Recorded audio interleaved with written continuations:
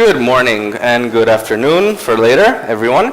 My name is CREczywiESCU and I'm the president of the Romanian IT industry, the National Association for the Software Industry, to be more specific. In the next couple of minutes, we're going to be discussing together with my three co-panelists about the future of the IT industry in Romania.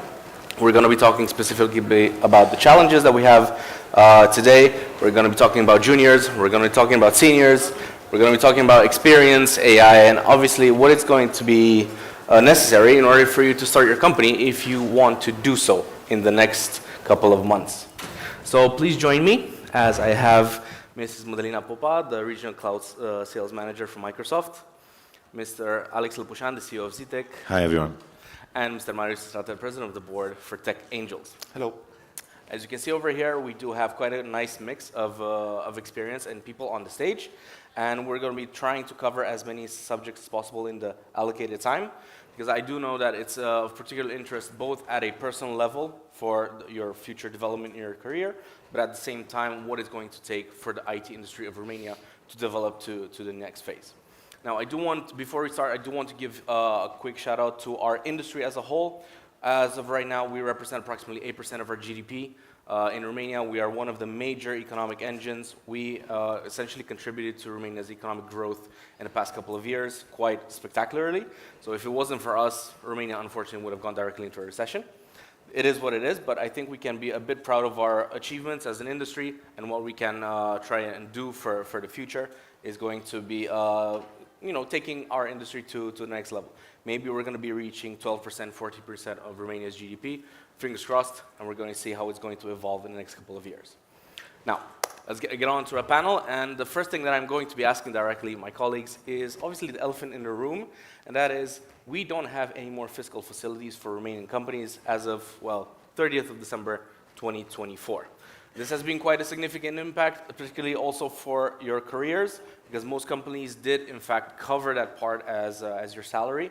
So as a result, we've started to see companies that are restructuring. They're going back a little bit on their development, on their industry, on their plans in Romania. So I'm going to be starting with Mr. Lîn PUÞAN over here, representing a major IT company. And I want to say, where do we go here in terms of developing as a Romanian company with the Romanian industry when we don't have any more facilities, and essentially has been quite a kneecap to our development plans? Yeah, well, definitely, that was not good news for the industry. And the fact that the problem is not that the facilities went away, because I think it's absolutely fine that they went away. It was about time for us to level the field and stop playing with all kind of fiscal exceptions and have all that mumbo-jumbo. The main problem is the way this was implemented, and it was implemented overnight and while discussing with the industry and telling the industry, we're not going to be touching anything. So that made it very difficult for people to adjust budgets. I mean, you learn about it in December and 3 days later you have it in full effect. That's crazy, absolutely crazy. And obviously the fact that 2024 didn't look that well for the IT industry in Romania, that didn't help either. So that was a very, very unfortunate way of implementing it. However, I think we should be focusing on things that can be done, and I think the focus of the industry and even on the developers would be to look at the R&D facilities that are available, because those are supposed to stimulate the product development, which supposedly will deliver more value than just having outsourcing company. Because you said 8% of the GDP, but we know most of that, it's sometimes not even outsourcing, but frankly, body leasing. So I think we should be looking at what's next, and facilities are not something that define the Romanian IT, the creativity and the potential that we have. Thank you.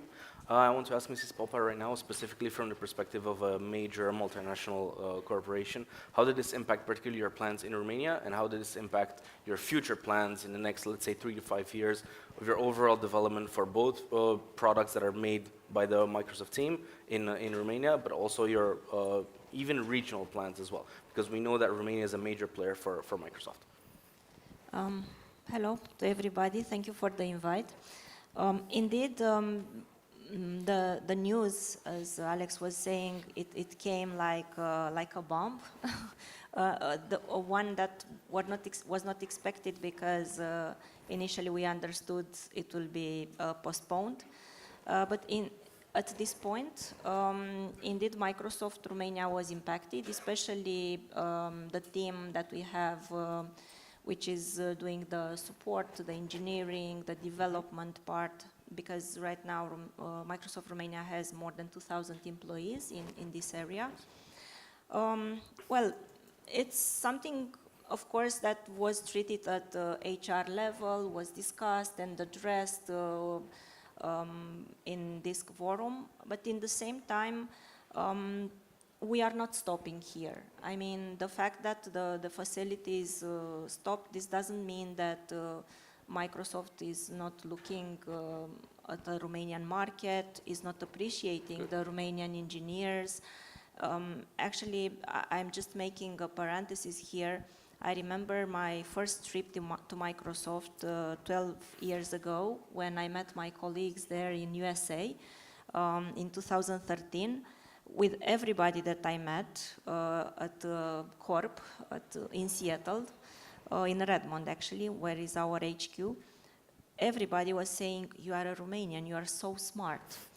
And I was so proud of myself at that moment because all these guys were appreciating me because I'm a Romanian, because there are a lot of Romanian people in USA working there at Microsoft, and they are perceived as very smart persons, highly reliable. And this was the moment when I realized that this is the best image that we can have. And if you have this kind of image, most probably a company will not turn around to another country. I mean, of course, we have support in India, we have in Portugal, we have in a lot of countries. But when you deliver a high quality service, this is something that really matters. And we also have a lot of customers when they are raising ticket support, asking for if they can have Romanian engineers allocated to work on that. And I think this is the best thing that we can have as Romanians. Excellent, excellent news. And thank you so much for sharing that with us. Mr. ISTRATE, I want to specifically ask, what's the next step for Romanian startups and for companies that want to build over here from scratch, particularly when it comes to lesser facilities, not very easy access to capital if you want to build out something new, and what are the next steps? What should someone who's trying to build a product over here or start a new company over here, what should they specifically look out, especially when you have so much turbulence around the industry? So to answer your question pretty bluntly, I think that Romania still has the advantage of the highest density of technical talent in Europe, period.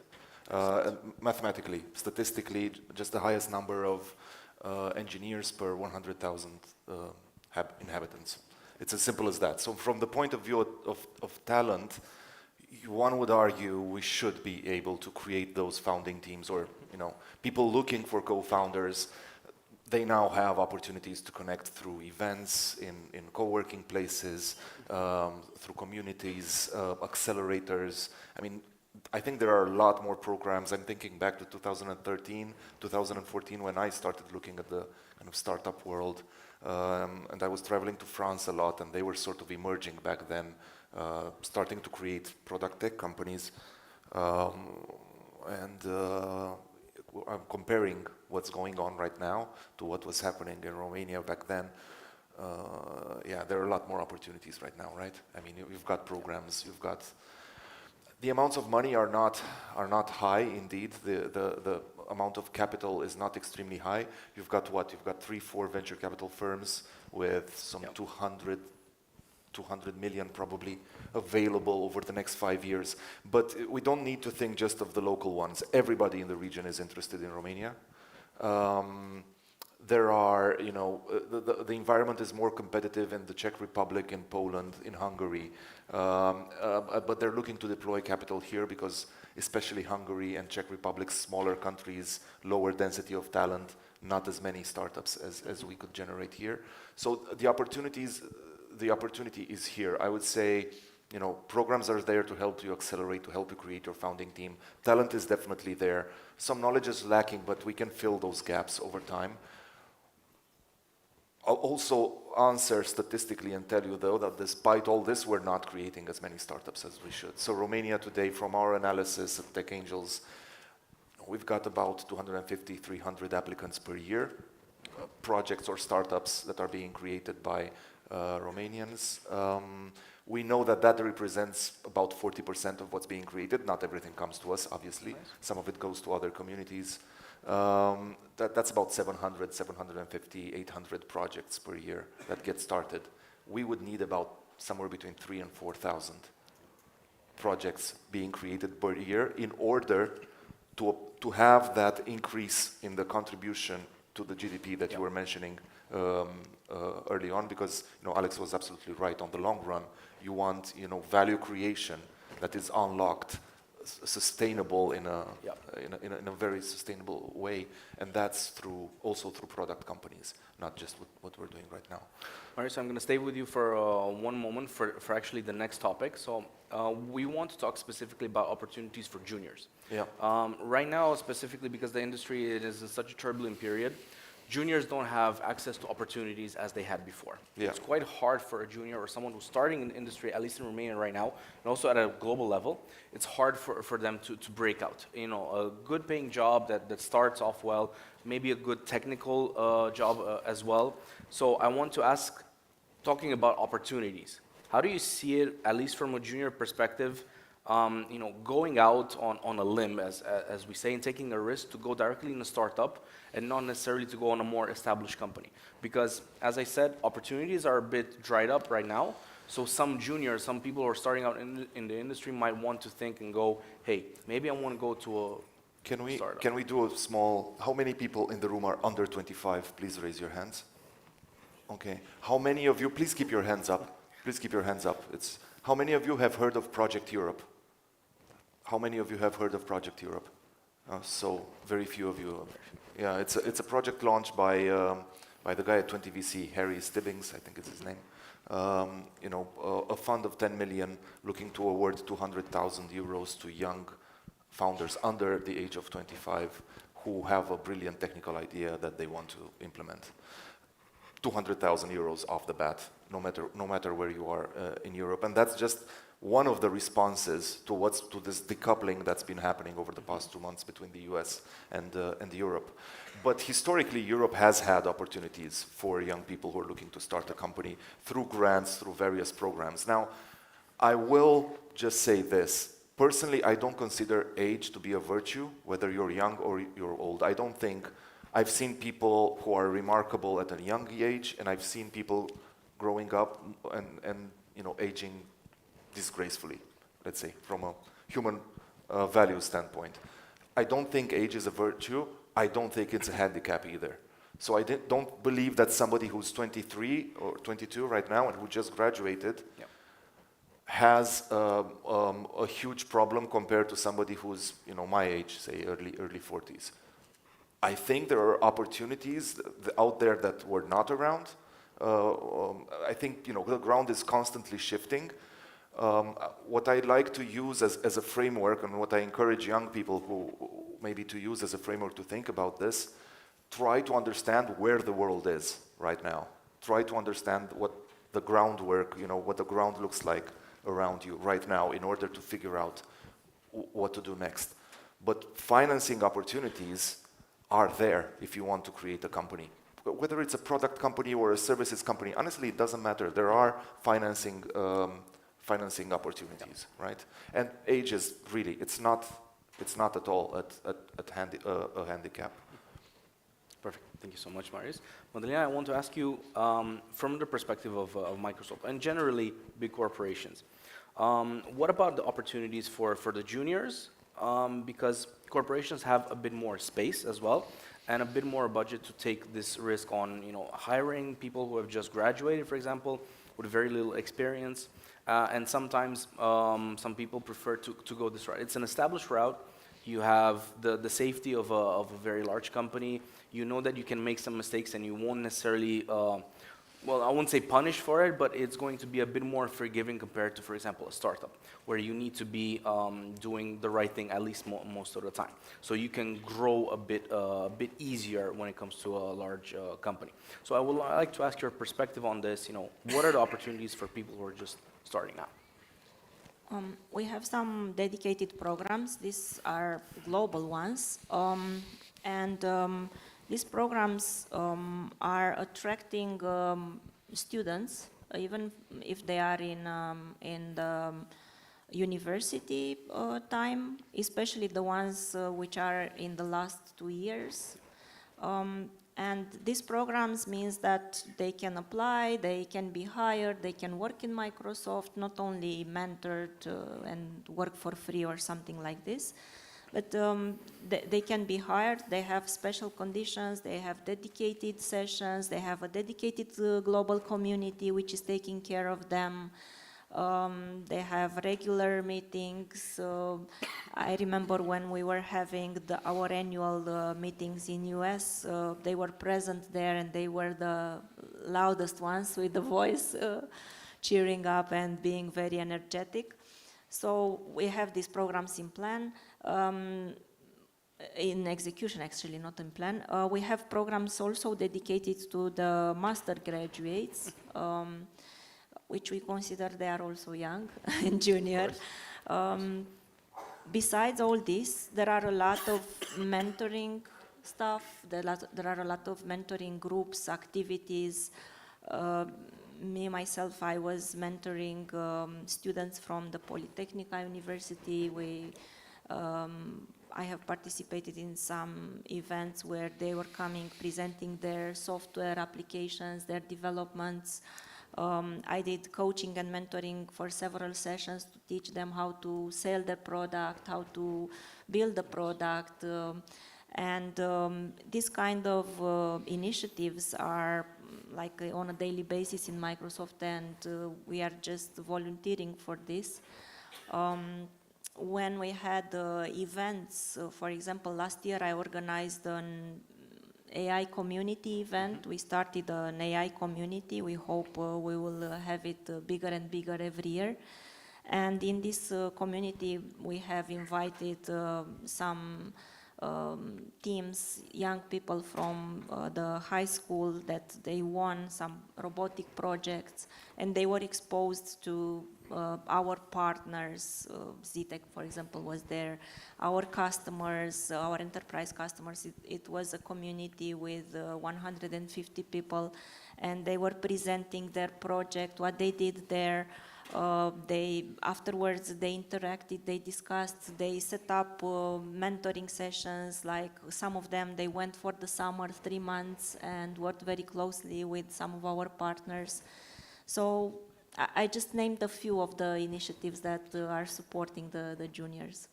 That's excellent. It means that you do have a lot of opportunities as a junior, even if you just finish your master's degree, so you're still a junior. I want to go to Alex right now, specifically to ask about his view on integrating juniors for projects for both Romanian companies, and also because ZITEC is working at an external level as well. How do you feel getting more juniors into the team and providing specifically an opportunity, thank you so much, providing an opportunity for those who are also torn in between. They don't want to work in a very large corporation, but also they don't want to work in a startup because it's too much risk. So, in the middle. Yeah, well, I don't think companies are into that field of operation, unless it's an NGO that wants to provide opportunities. So I think companies will be focused on reaching their goals.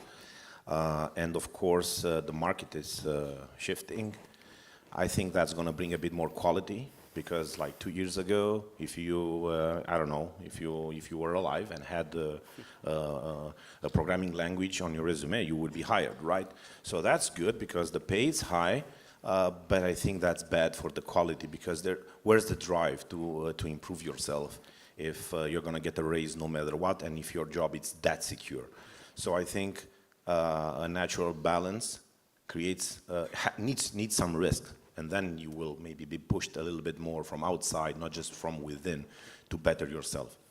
Leaving that aside, I think the younger generation, because we do have a lot of colleagues that are from this generation, I think they are very well equipped because I think they care more about impact of what they do, and I think they are more aware of how they spend their time. They don't want to just do countless number of hours and overtime and whatever. They really care about what's the impact of their work. So if you're talented and if you're hardworking and if you really don't want to laser focus on, I just want to be a good developer, I think then you have a lot of opportunities without actually applying for a job or even starting or joining a startup team. You could just go and build your projects that you are passionate about. You could go and help an NGO like Rise Project or Recorder or whatever. Teams that need IT support, they need AI to be applied, and they don't have necessarily the knowledge or the money to pay for it.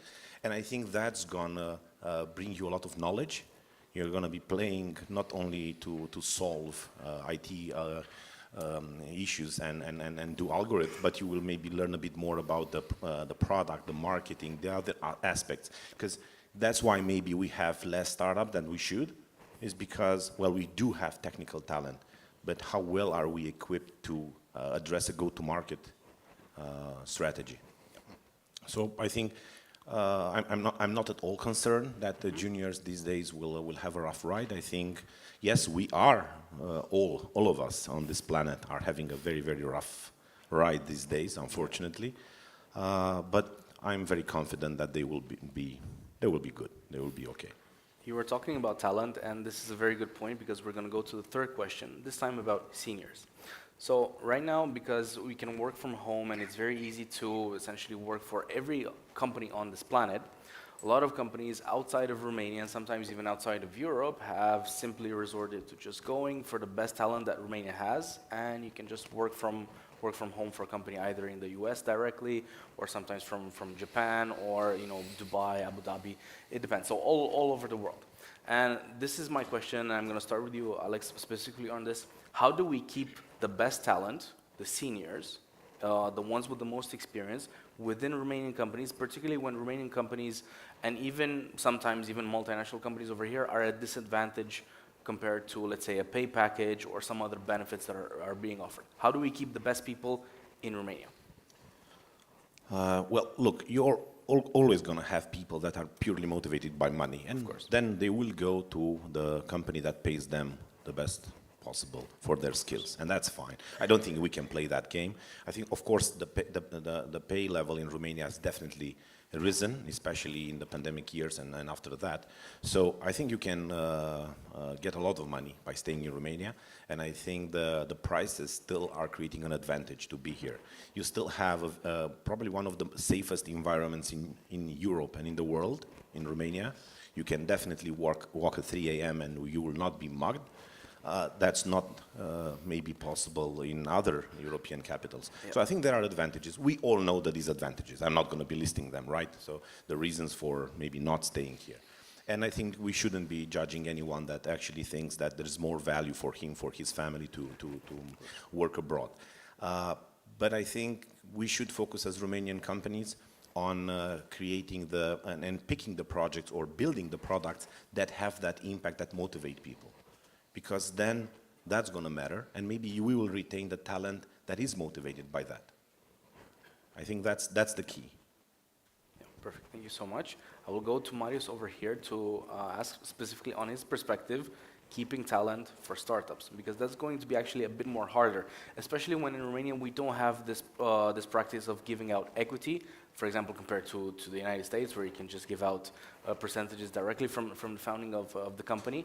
And having this in mind, which is a major advantage for someone who is a senior and who definitely wants to work in a startup or in a smaller company, when you don't have this significant advantage, how do you keep the best people working for startups and smaller projects? I think founders are beginning to figure out the equity piece, though. Yeah. I mean, once UiPath happened, and then there's a handful of other large tech companies that were doing equity, and there are some of the very large names in the country, like Microsoft, Adobe, Google, are doing equity. So I think gradually people are getting educated about this. I would, if there are senior developers in the room, maybe the answer to you is ask about equity when you get hired someplace, and educate yourself about equity, because that's where like the huge value is being created, is by owning equity in the companies where you contribute.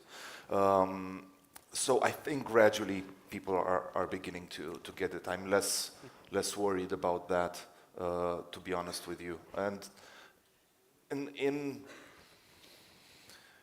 I don't think it's the package itself that's going to, because I see where your question is going, but I don't think that the package itself is going to determine whether or not an experienced professional stays in Romania or moves or decides to work for a global brand.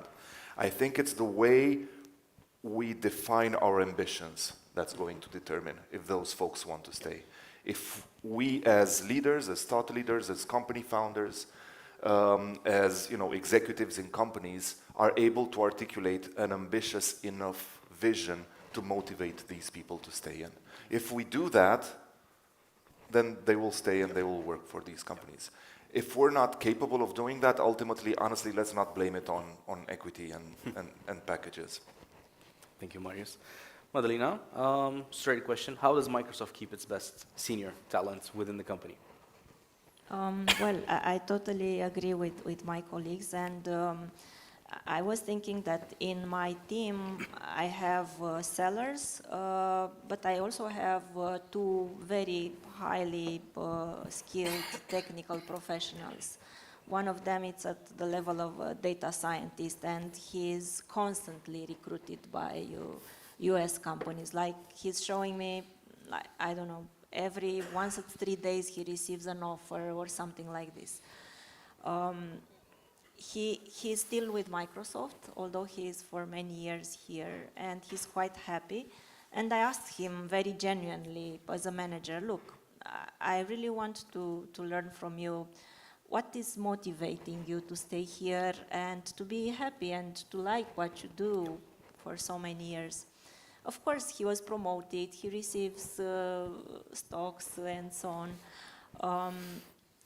He answered to me that the community, the level of engagement, the fact that you mentioned people are working from home, but he's coming very often to the office, and he's highly appreciating this interaction, human interaction. Also, he likes a lot Romania. He's somehow a patriotic person. But going even further, I asked him, what does he want as a promotion for the next year? He had one last year. What do you want as a promotion next year? And he said that he would very much want to work in a CSR project, like work with an NGO and giving back to someone. And I realized that we very rarely discuss the value and the identity topic with these people. We pretend and we assume that they are interested in money, in equity, in whatever else. But we don't ask, but how do you feel? What do you want? What are your values? And how would you like me to support your values and your journey in life?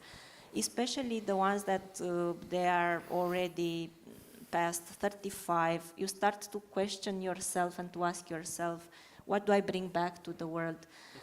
Maybe for some of you it's okay, we are talking about money versus value, or money versus emotions, but don't disconsider this stuff, because they are very important and they should be part of the discussion with the person, with all your colleagues, I mean. And also another thing that I would mention, it's the fact that when you are a Romanian and work in a Romanian company, you have another perspective. When you are working in a company, like working from home, you're working for a US company, you realize that this is a temporary thing. all of them, they realize this at some point. They say, okay, I take this like a 2-year ambition, going only for the money, but I realize that they will work me over and over again, but without too many perspectives. But this is something temporary. If someone is going in that direction, it's not a long journey, long career journey. Yeah, I mentioned my case with this person because I was really impressed and because I didn't ever imagine that someone will ask me to support him to find a CSR project to work for free on his free time. He also engages a lot with the university kids. He's going, having classes for them for free in his own time. And all this stuff really matters. And I think we should include them when we have the conversation, not only about the money.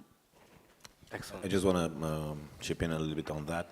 Actually, there's a hackathon happening this Friday that is focused at the civil society and especially independent journalism. And there are a lot of teams that join from a lot of companies. I think people want to give back and they want to fix things a little bit. So they want to stay in Romania and fix things. You're always going to have the Reddit bunch that are just going for the money and whatever. Fine. We should focus on the ones that want to bring value, not just are, playing the entitlement game. What's the hackathon called, just in case anyone wants to participate? I don't know the name right now, but I'll look it up and maybe you can list it in the next panel. Perfect, thank you. For the next topic, I'm going to stay a bit with Mын DṳN LINA because we're going to be talking specifically about artificial intelligence. Now, there's been an enormous amount of discussions, enormous amount of hype, enormous amount of large language models that have been presented, launched, hyped, Twitter, Reddit, on every single social media platform. And obviously it's been used significantly by people all over the world now for their daily tasks, for when they need to find information, for verification as well, because we do live in an age of disinformation and spreading of false information on social media. So I will go to Mын DṳN LINA to ask specifically, AI has the potential to come up with enormous advantages when it comes to both companies and also individuals. But also, there's a significant downside to it in case it's not being used properly. And I would like to ask, how is Microsoft tackling that specific issue? Yeah, indeed. And indeed, AI, it's, everybody's talking about it. Last 6 months, I never had an event where I was not speaking about AI. And at some point, 2 or 3 months ago, I was in an event where someone from the room challenged me a lot with a lot of questions about how ethical is the AI, what are you guys doing with our new generation, you are killing them with all this AI stuff, it's too much, you have to stop. What are you doing? What kind of programs you do in order to preserve our kids' mind and brain, because all this AI is making us even more stupid and so on. And well, I explained to him our AI principles, ethical, what programs we have, and he was keep on challenging me. And I, at some point, I said, look. It's the same as with a knife. You have a knife in your hand. It's your decision what you do with it. With that knife, you can cook a very good meal for your family, or you can kill someone. So the first responsibility about AI, it's on each one of us. Each one of us has to understand it first, to learn about it, to be trained and skilled. It's our responsibility. And second, it's our responsibility how we use it and what we do with it. In terms of Microsoft, of course, we have a lot of programs promoting ethical AI, promoting a normal use of AI, promoting also, and we have a lot of campaigns with different governments in terms of identifying the deep fake. We have deep fake campaigns on this area. Our legal advisors are engaged in this. So we are investing a lot in this area because we also want a normal and ethical use of AI. But at the end of the day, it's each one of us responsibility how we use it and what we do with it. Also for myself, AI, it's a huge help. I mean, there is so much information and data right now that we need to track, record, have information about it. I mean, for me, a normal day at the office, right now when I'm talking to you, I have another 2 calls where I cannot be present there. But by using AI, I see a summary of that meeting, which pops up directly into my inbox with a few bullets, and in this way I can know what happened and have information if it's relevant for me or if someone else quoted me or wanted to have an opinion from me. So for me, it's a huge help. It's saving a lot of time. It's helping me to go earlier at home and be with my family and with my crazy dog that I adopted 2 weeks ago. So this is how I see it, AI. Of course, it can be a threat. Of course, if I would stay only in the AI world, maybe it will not be a good thing for me. But it's on my power to decide how much I use it and how much I don't use it. I do want to mention that you mentioned about being present here, having 2 other meetings at the same time. I guess this is something that everyone over here is suffering from, basically the modern reality of working. Too many meetings, and when you have which is fine as long as you're not a developer working for 3 companies. That part as well. So maybe in the future we're going to be a bit more with AI doing the meetings for us, and then we can actually focus on actually doing a bit more work. Alex, I want to come back to you specifically about AI, about Romanian companies working with AI for both private companies or maybe also for public administration digitalization projects. Right, well, we unfortunately see a quite slow adoption of AI in Romanian private companies. Some of them went quite wild and maybe overspent a little bit and were not able to reach some quick benefits, and then they were a bit disappointed, like, okay, so it's great, but it's not delivering. So I think we definitely should focus as a private market into selling more consultancy and bringing more AI to Romanian companies, because that's going to improve their competitivity at the end of the day, and I don't think anybody is going to be competitive if it ignores the use of AI.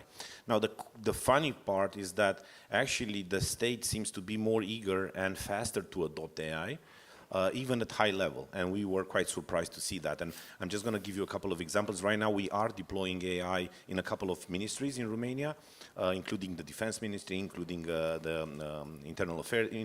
But I'm going to mention the Forestry Ministry, because it's one of my favorite deployments of AI technology, where we are analyzing all the data for wood shipments, which is a main issue for Romanian. We are all bothered about the corruption that's going on with our forests and their exploitation. And basically, by using AI, we were able to analyze around 400,000 wood shipments per month, and of course do that in a couple of instances instead of not being done at all, which is the normal state. Imagine that the ministry has like 5 people that are supposed to manually check 400,000 wood shipments per month. It's not happening, right? Yep.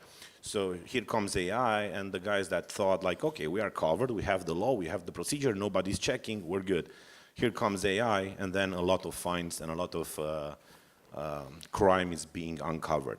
So I feel pretty good about that deployment, and I'm happy that they have the appetite to apply it. And again, I'm a bit surprised that the state, it's kind of more open than the private companies for that, but it's still good for us as Romanian citizens.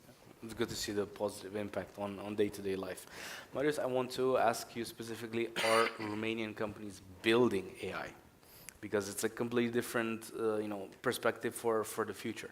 So for example, in the past couple of days, the European Commission announced that there's going to be 6 AI factories for the European Union, and unfortunately, we did not get one. Bulgaria got one. So given the fact that the entire private ecosystem is going to be the one responsible developing AI, at least in Romania and at a global level, are Romanian startups, building AI models, using AI models at scale? What's the perspective on this? And can, anyone from, maybe even from over here, go to a company that is working actively with AI models? Listen, I was skeptical at the end of 2022 when ChatGPT launched, and beginning of 2023, I was very skeptical that not just in Romania, but out of Eastern Europe, we would again be able to build generational companies, seeing the shift that was happening. I've been pleasantly surprised since, with examples, maybe not coming out of Romania yet, but examples in the region that are doing spectacularly well. And I'm thinking 11 labs out of Poland. Listen, anyone thinking about creating a company, doesn't matter that the European Commission made a hub, I don't know where, and decided to, who gives a flying whatever, right? Like, I'm a venture capitalist, the hint is in the name.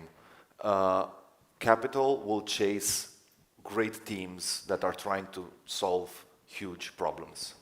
So money will go where great teams are created to solve significant problems. The advantage that we have right now in the age of AI, and funnily enough, the Chinese just proved that, you can build something cheaper. As it happens, the Chinese demonstrated that. The thing in the age of AI is that there's very little legacy, right? And countries, emerging countries like Romania have a huge advantage because we don't have investments that were made in the past, historical investments in technology that we need to be mindful of, that we need to work around in order to build something new. I think, Alex, to your point, some of the opportunity in the public sector is coming from the fact that nothing was done for 35 years. So everything is there to be done. And when there are people aware, right, of this need, you see the knowledge flows, the capital flows to solve those problems. And it's the same in the age of AI. So if you are somebody thinking of building a company, there hasn't been a better moment in the history of Romania and in the history of humanity, to be frank, but in the history of Romania, because we care about what's going on here, to build a company, and specifically an AI company. And I'll close with this. In 2023, we see about 90, 100 pitches per year. So in 2023, obviously, we started seeing those ideas kind of wrapping around, OpenAI, we call them wrappers, right? Like, I use this so you can have a chat with, I don't know, the embodiment of a character or something, right? So we started seeing wrappers. Then, towards the beginning of last year, we started seeing startups that were still more on the B2B value proposition, but really beginning to integrate AI in a smart way, and integrating some capabilities that were bringing measurable value to their end customers. So we thought, interesting. This year, we are seeing, the majority of startups we are seeing have core AI propositions. So it's no longer about, this is a product that does, marketing tech, HR tech, or sales technology, or whatever that leverages AI. No, this is AI for, right? So we're beginning to see that out of Romania, which I think is absolutely fantastic. It's also proof of the fact that you can definitely build an AI company out of here, right? So discard the naysayers, go build. Very, very cool. Thank you so much for that input. And for the final question, I'll call it the leap of faith, specifically for those who want to start something new, who want to build a company, exactly what we've been discussing now. And I'm going to appeal specifically a bit more about your personal experience and your personal vision over here. And Marius, I'm going to start with you over here. What's it going to take to build a new company now from the future if I want to start today? What's your, let's say, two main things that you're either looking out for, or based on your experience, what do you think is the best thing to do if you're starting out? Doesn't matter if it's AI or you want to do some other type of tech. Building a new company, building a new product, sometimes even changing what you're doing right now, going to a new job, for example. So okay, I'll refer to two things. First of all, there's something I highly appreciate about founders, people who create companies, independently of what kind of company it is, tech or not. But maybe in particular about tech founders, it's something I truly respect them for. They see the world in a different way. For them, the world should look differently. I'm not founder material, right? I was an executive in companies and in a fast growth, hyper-growth company, but I'm not, I know I'm not founder material, right? Because I don't have that craziness that a lot of company founders have.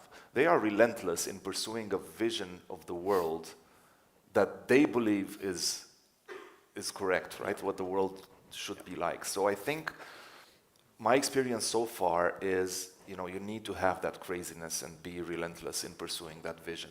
I haven't met successful founders who are happy with the way things are and the way the world is. It's just not the material, right?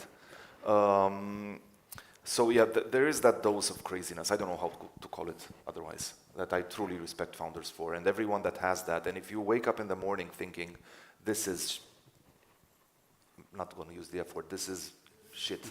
Can I say that? This is bad. This is not the way the world should look like. Why is the world like this? If you have that, there's probably something in there, and try to pursue it. And second thing, that craziness can be good. It can also be destructive, right? Surround yourself with people who are capable of taming your worst instincts, if you're such a founder. I think the capacity to build a team around you and to create a framework for decision making when you are surrounded by people who are smarter than you or more experienced. When I say smarter, I don't necessarily mean IQ-wise, although that would be ideal, but I also mean expertise-wise. So the capacity to surround yourself with those people and to build a decision-making framework together and to create something together is what differentiates the crazies who wake up and think the world should be different and do nothing about it or do very little about it from those who manage to actually change the world, I believe. So these two things, simple ones, right? Basic, simple, tap, it's solved. You have to change the world. Very easy. Very easy. Thank you, Marius. There's a lot to change, though. So that's the good news. There is, especially in today's world. Alex, for the past 25 years, you've been a founder, you're leading one of the largest Romanian IT companies, and obviously you do have quite a lot of experience to share with us. So in your perspective, at least for now, at this point in time, after so many years of experience, what do you think are the first top two things to look out if you're trying to either start something new or you're trying to build a new product? A product can also mean working in a what he said before, that definitely great. So I'm going to add on that. You're the founder. I would say that I have started a lot of initiatives, companies, NGOs, and probably I will keep doing that. It's a disease. You cannot escape it. I think my main issue was the fact that sometimes I went for the innovation or for the technical thrill of it. And there was not necessarily a very good market fit, or actually the problem maybe was not that real. So if you get in love with the technology and you do it for the sake of doing it, we are probably going to run into a wall because you eventually need to make some money. And we're not getting financed like US companies are getting financed, so you need to generate some revenue, right? So I would say that's something that would have helped me be more efficient. And I would say focus would be the second challenge. You tend to have so many ideas, and this week you want to save the whales, then save the snails, and okay, you need to focus on something. Exactly, George Carlin. So I think focus was a big challenge because you want to do so many things as a founder, and you need to be able to say no, I'm not going to be doing that. No, I'm going to say no to that customer because I don't know, my business is a software as a service, so I'm not going to be doing custom work for them. You need to learn to focus and to say no.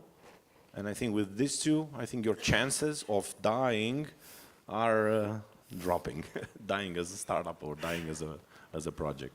So learn to say no, the most important part. Mîn DânLINA, for 20 years, you've had this enormous experience working with Microsoft and with other companies. What are your top two things to look out for if you're trying to start something new, go into a project, get a new job, for example?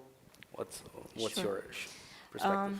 I will share my perspective, especially after working in the last 8 years with a lot of startups, doing mentoring and coaching. We worked also with a lot of accelerators for startups. and with VCs helping and supporting startups. By the way, Microsoft has a program for startups. Just Google it and you will find it.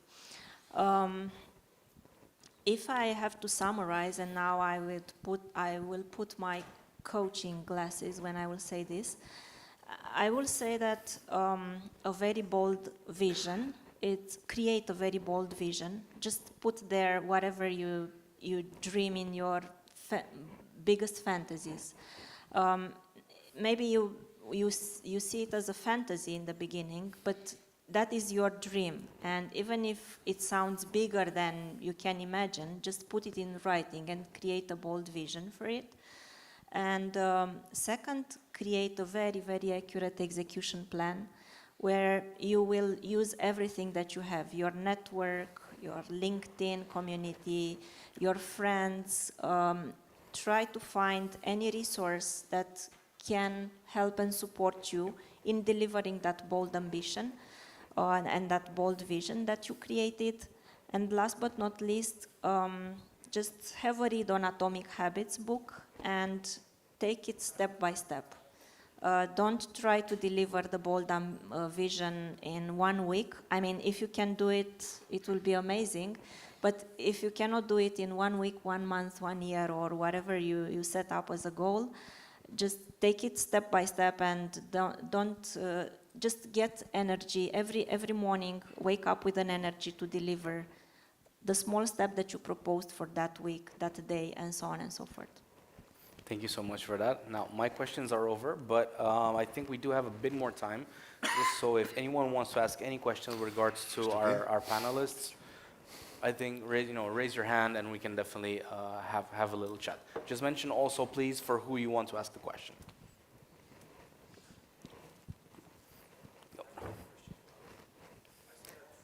If you can stand up, please, just so we can see you. Yeah.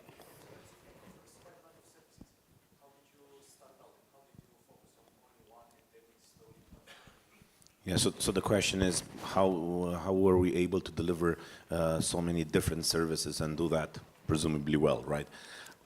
Yeah, I think it was probably not the smartest thing to do because chasing so many rabbits and trying to be good at the cloud migration and trying to be good at in retail and trying to be good in fintech was quite challenging, and that can be seen in our growth chart.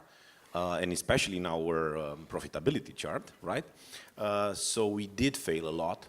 The hardware division never worked, for instance.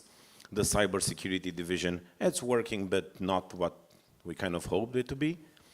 So a lot of failure, and some of them, because the teams there were the right teams, were possible. So we were not into for milking the cow early, basically, and all the money went back into trying new things.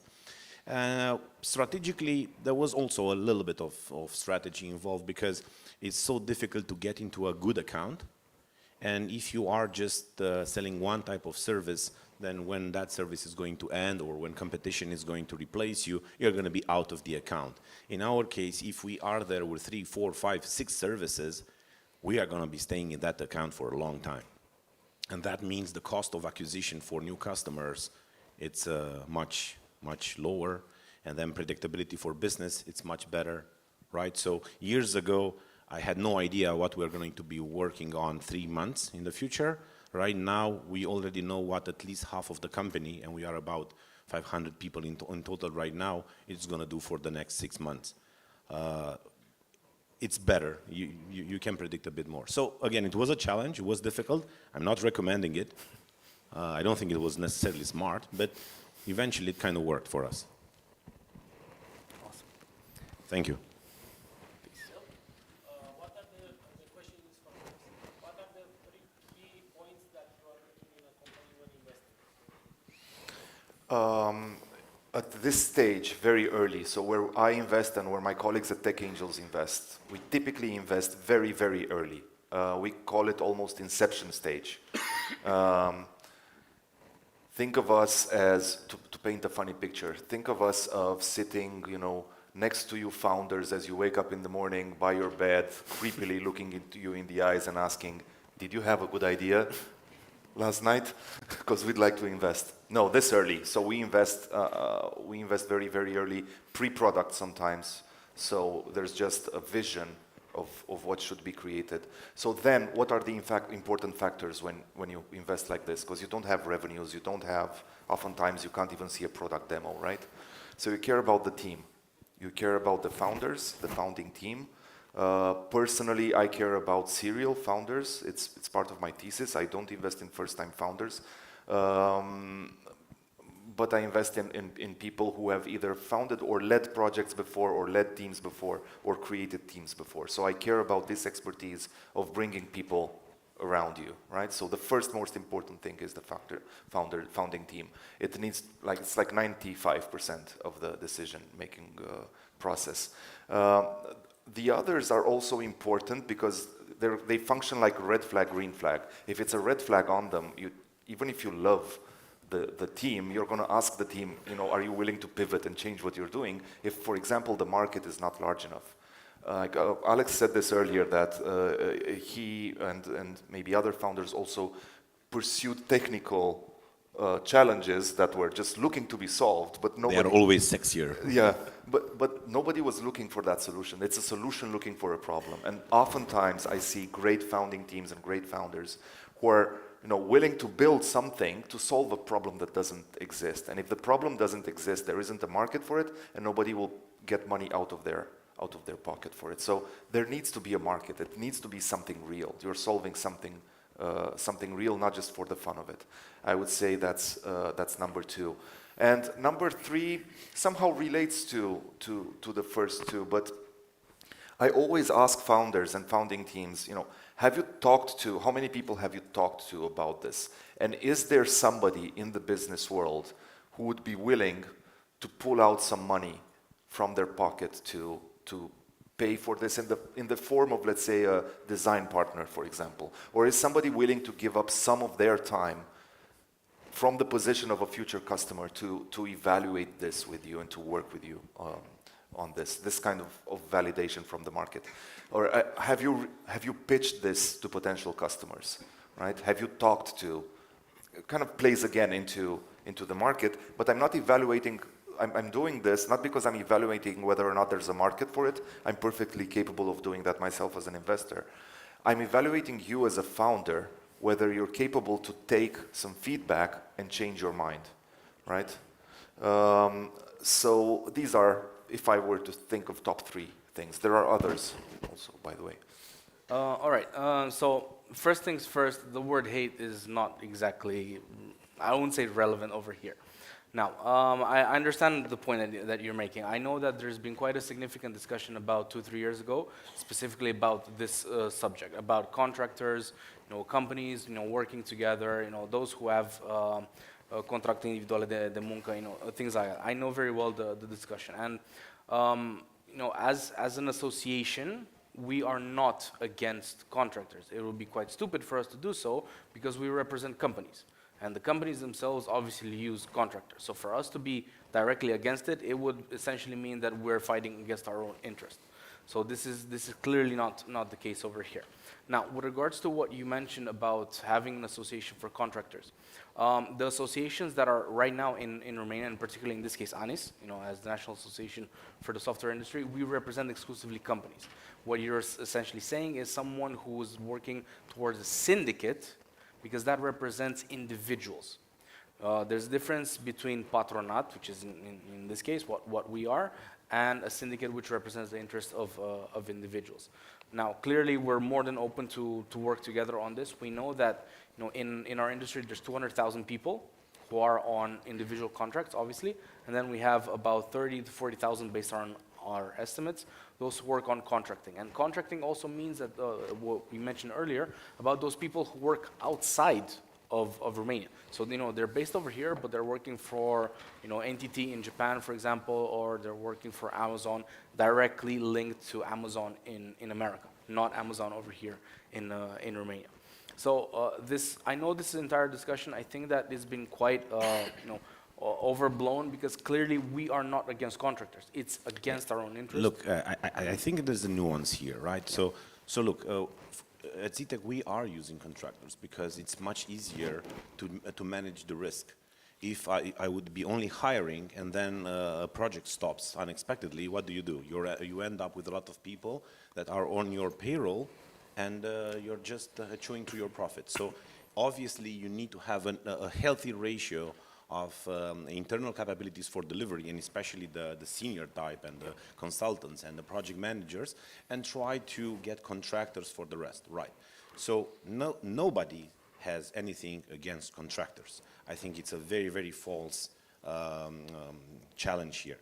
The problem is when we are talking about people that pay taxes and people that don't pay taxes. And if you don't pay taxes, you're not helping the damn hospital get better, or the road to be paved, and so on. So I think that was the discussion. Contractors, freelancers. I used to be a freelancer. They are great. They are people that take risks, and they have a high pay because they take a high risk. I'm talking about people that are actually employees, and they are hiding behind a small company just to avoid paying taxes. I mean, okay, they are doing it. I think it's going to be tough in this year. For instance, the Romanian fiscal authority actually requalified just a couple of days ago the relationship for Uber drivers and for this type of work. And that's really bad for those companies. I'm pretty sure IT is going to be soon in their target as well, because they don't have money. They will have to do that eventually. So I don't think, maybe it was a time to do that. Again, if the motivation is purely financial, I think it's not very smart to keep doing that. Hide your work relationship with one employer. If you are a freelancer, if you are a true contractor, good for you. I think that's a healthy part of the ecosystem.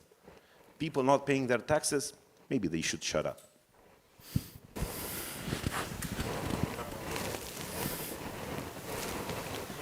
I actually have a question for each one of you.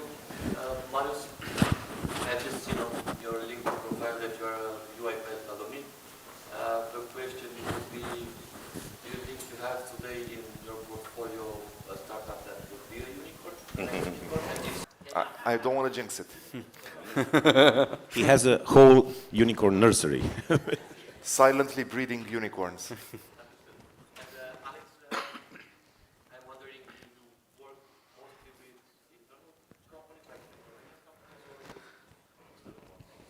Traditionally, we used to work more for foreign companies. Starting with the whole lockdown and pandemic, it was a bit more difficult, quite impossible during the lockdown, to get new contracts outside. So we focused on the internal market, and we managed to get larger and larger accounts and contracts, which basically kind of took all our focus, so to speak. So our growth was mostly internal in the past 5 years. Right now, we're also innovating for us a little bit, because we are looking in state contracts, something that we were like staying away for like 19 years. Right now, we are trying to see if some of them are fair and trying to play that field as well. And the next challenge for us would be to go and bounce again in the international market and focus on getting customers for abroad, because, well, we live in a small little country at the end of the day, and it's not enough to keep growing, especially when you are targeting big transformational projects. And for Mîn DânLINA, if it would be recommended as a sales book, which would that be? I would not recommend you any book, although I like a lot Dale Carnegie, and I would recommend you a sales book, Sun Tzu, Art of War. This was the book. Unexpected. Yeah, this is the book that I read many years ago, I think 15, and influenced a lot my sales style. Or you can do as I did. About Sun Tzu, I started my career in the IT industry obviously with games, because I'm part of the, let's say, younger generation. And for those who do play games like Total War, Sun Tzu was basically part of the entire game. So that part, you also get to learn, but you also get to play video games as well, particularly when you're like 9 or 10 years old. So that was quite... Let the man read the book. Come on. Yeah, that can work as well. I'm not into games, I would read it.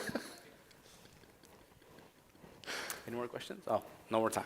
All right. So unfortunately, we have to end it here, so no more questions. Thank you so much, everyone, for attending our little panel. Thank you so much for all three of our panelists, and we hope you have a wonderful day. Thank you.